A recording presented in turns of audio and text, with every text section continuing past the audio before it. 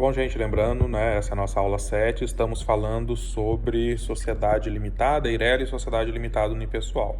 Nesse momento, vamos entrar no assunto de sociedade limitada, né? A sociedade limitada, ela surgiu, né, com uma alternativa aí à sociedade anônima. E ela surgiu da necessidade de que as sociedades contratuais ou algum tipo de sociedade contratual tivesse uma responsabilidade limitada, semelhante ao que existia na SA. Lembrando dos tipos societários anteriores que nós estudamos até, né, essa aula, eles não têm uma responsabilidade limitada. Você pega lá comandita, tem responsabilidade limitada. Você pega sociedade de nome coletivo, tem responsabilidade limitada dos sócios. Então, precisava, né,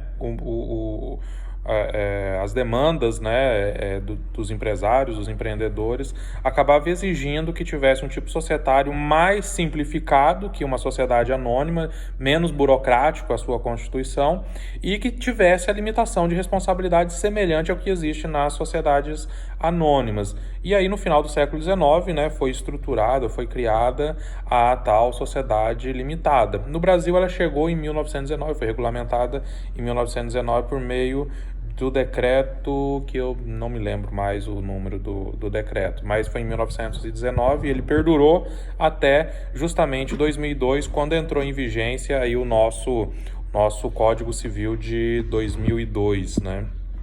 Quando foi publicado, em vigência a partir de 2003. Então, né, vocês podem estudar o histórico de limitado, ele é muito interessante, né? É importante conhecer também. Então, mas em linhas gerais é isso, né? O grande motivador do surgimento de sociedades limitadas. Primeiro, né, o patrimônio da sociedade é que garante as obrigações dessa empresa, dessa sociedade. Vamos falar empresa no jargão popular, né? Não no conceito lá do 966 do Código Civil, que empresa é atividade. Então, ele é a garantia dos credores, né? E a responsabilidade do sócio é limitada ao valor daquelas cotas, ou seja, numa eventual prejuízo, vamos dizer assim, quem responde é a sociedade, não o patrimônio pessoal dos sócios. Obviamente, né? Lembrando lá da teoria da desconsideração da personalidade jurídica, se não houver nenhum daqueles atos lá do artigo 50, a prática nenhum daqueles atos do artigo 50 do Código Civil. Então, né, nós temos aí uma responsabilidade limitada ao valor das cotas, ou seja, ao valor do capital que a pessoa investiu ali no momento da constituição ou do ingresso naquela determinada sociedade limitada. E surge uma grande né, discussão, lembrando daquela nossa, né, eterna classificação das sociedades, né? Ela é uma sociedade de pessoas ou uma sociedade de capitais? E aí vocês vão encontrar argumentos de todos, né, para todos os lados, desde aquele que não, sociedade limitada sempre é uma sociedade de pessoas, ou aqueles que não, sociedade limitada pode ser sociedade de capitais, e aí as condições para ser uma sociedade de capitais vai ser das mais variadas. O que se entende, né, o que é mais comum aí, é mais, né, assentado na doutrina, no entendimento, é de que demandaria uma análise do contrato social. Por exemplo, se há liberdade de cessão das cotas, né, livre entre os sócios, sem necessidade de notificação ou de direito de preferência e tudo mais, seria uma sociedade de capital. Se há restrição de cessão de cotas, aí seria uma sociedade de pessoas. Ou seja, como vou saber se uma sociedade limitada é sociedade de pessoas ou sociedade de capitais? Analisando o contrato social e analisando realmente a forma como os sócios se relacionam, né? Então, ou seja, tem que conhecer bem do negócio para poder saber se era sociedade de pessoas ou de capitais. Daí uma certa dificuldade e a grande divergência doutrinária. A sociedade limitada, ela pode adotar firma, né? Firma social, que nós já mencionamos, e também denominação. E é obrigatório a expressão, né, a utilização da expressão limitada ou LTDA. O que é comum, geralmente, claro, né, é se utilizar o LTDA, que se tornou muito usual, conforme está aí no artigo 1158. A consequência de não se usar a expressão limitada ou LTDA é que a responsabilidade dos sócios ela passa a ser ilimitada e solidária, inclusive também de quem for o administrador. Então, essa é a consequência, lá no parágrafo 3º do artigo 1158 do Código Civil. Então, ao constituir uma sociedade limitada, se você quer que a responsabilidade seja limitada, tem que ter a indicação LTDA ou né, a expressão limitada. A denominação também deve indicar o objeto da sociedade, conforme está no artigo 1158 e o parágrafo 2º do 1158 e também na instrução normativa, né, do DREI número 38 de 2017, no anexo, acho que 4, que é o que fala das sociedades limitadas. Exemplo, né, que a denominação deve indicar o objeto: panificadora, né, pão de açúcar, pão doce, supermercado, Vila Nova, supermercado, né, ou seja, demonstra qual é o objeto principal de atividade daquela determinada sociedade. Então tem essa, né, e existe né, as juntas comerciais são bem severas nesse aspecto. Se o nome, né, a denominação não corresponder ao objeto, não é permitido o registro, certo?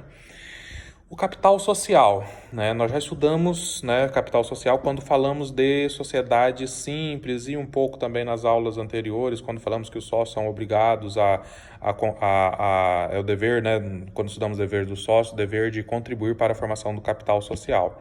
O capital social é extremamente importante numa sociedade limitada, porque é ele realmente quem é a primeira garantia dos credores.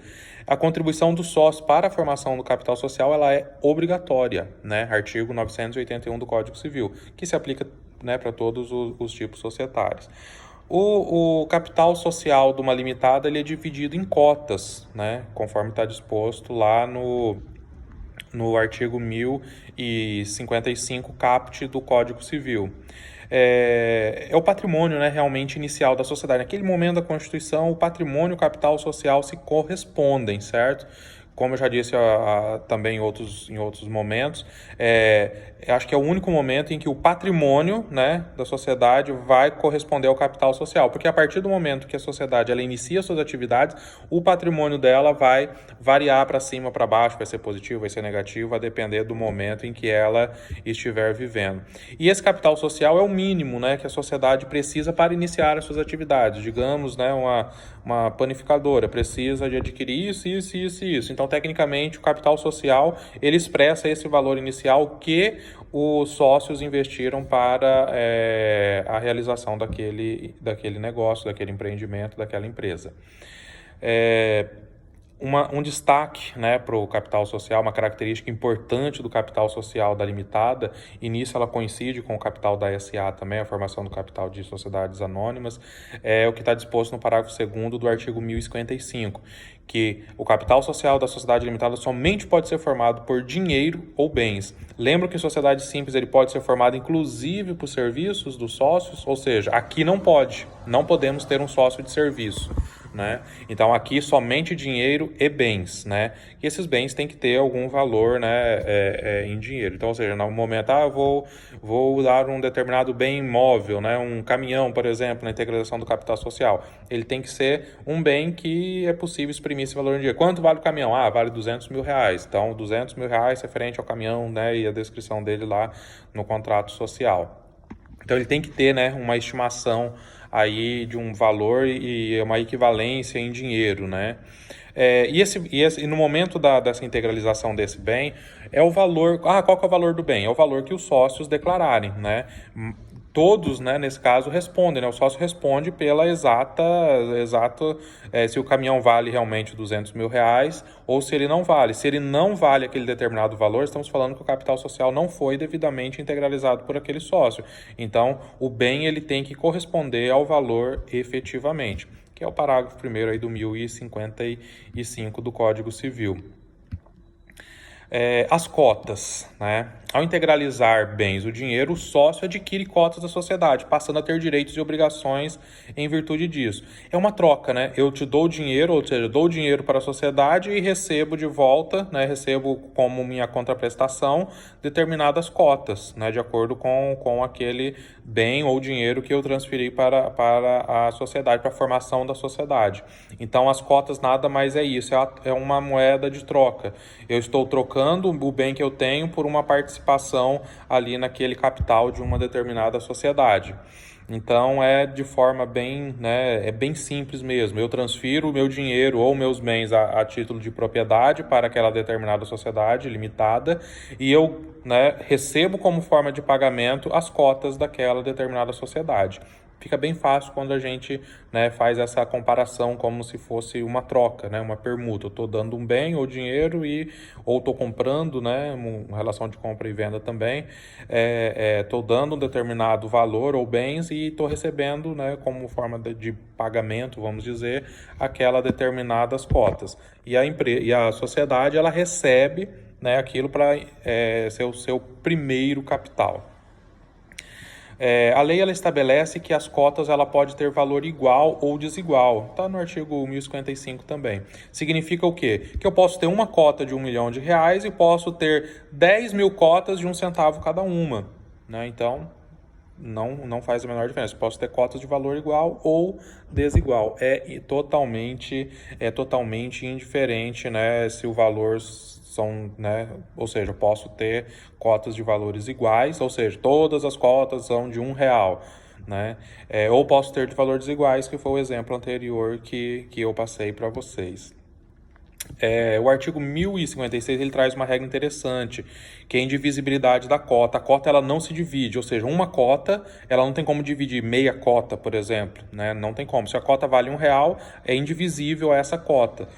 Ah, mas então quer dizer que não pode, né, 3 pessoas serem titulares de uma cota que seja de R$1? Sim, podem. Podem ser 3 pessoas, né, podem ser titulares de uma única cota.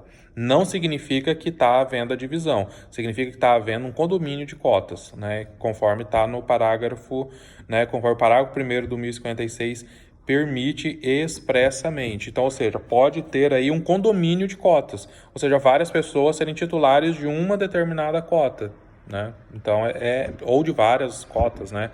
É plenamente possível. A sociedade, né, pode prever, né, o artigo 1057 diz que pode haver a cessão de cotas, inclusive para terceiros, desde que não haja oposição de 25% do capital social ou 1/5 do capital social. Existe ainda a possibilidade de a sociedade adquirir as próprias cotas, mas, né, a doutrina entende, muita gente entende também, que deve haver previsão no contrato social. Eu também entendo dessa forma, que deve haver uma previsão no contrato social para adquirir as próprias cotas. E essa previsão pode ser criada exatamente no momento em que vai se adquirir também. Não há uma necessidade se não está em previsão, é impossível a adquisição. Não, faz alteração já do contrato social e permitiria a aquisição dessas próprias cotas.